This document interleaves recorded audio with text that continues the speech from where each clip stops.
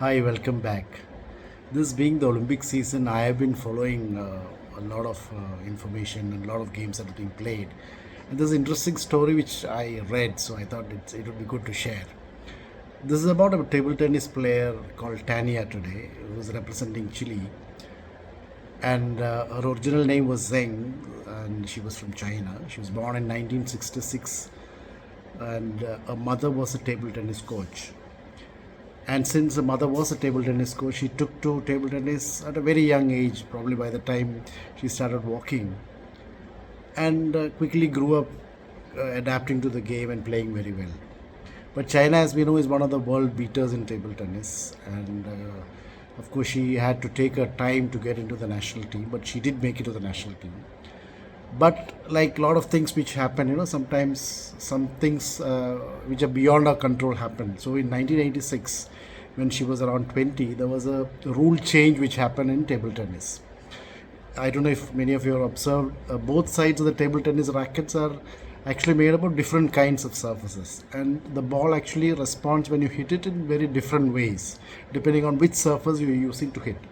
The professional players can make this out and accordingly adapt their games, seeing which side is being used.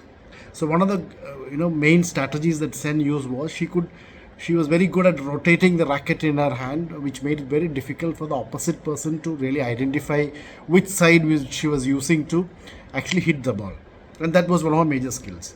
So when in 1986, when this rule change came, saying that both the sides have to be colored differently, one side has to be black and the second has to be red or something like that, it made it easier for people to identify if you actually change sides, during the match. Maybe this could have been the influence, or this was something which played on her mind. Anyway, her game started suffering after this rule change, and she virtually went out of the team and just faded away. In fact, she reached a stage when she was just 20, she decided to quit table tennis. At that point of time, she got an offer from Chile to teach table tennis in one of the schools there, and she took it and migrated there. And she has been living there since then. But she has never played competitive table tennis since she retired in 86. She says she took up playing with her son in around 2003, but that was just to motivate him to start playing. It was during the lockdown in 2020, just because she didn't have anything else to do, that she started practicing again. And like a lot of things, one thing leads to another, and a second thing, and a third thing.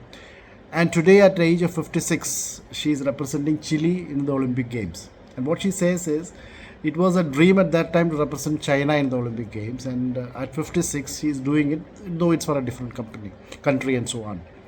So when we actually look back, there are a lot of such dreams that we all would have had, which at some point of time would have maybe not been fulfilled, or we would have given up on it because of various reasons, by things which are in our control, some things which are not in our control, but it would have not reached its real potential, and we would have just let go of it. So my main thought here today was, we keep saying, and when we actually think back at times, maybe I should have pursued that. One of the main reasons we say is that, oh, I'm too old for it. What will I do at this age, and so on. So I think this is a classic example where age is just a number. If you have that in your mind and you're able to put in that effort, we do not know what will really happen. So in case you'd like to read more about such interesting stories, do visit my LinkedIn page, Rijo's Business Bites, or my website, rijofrancis.com.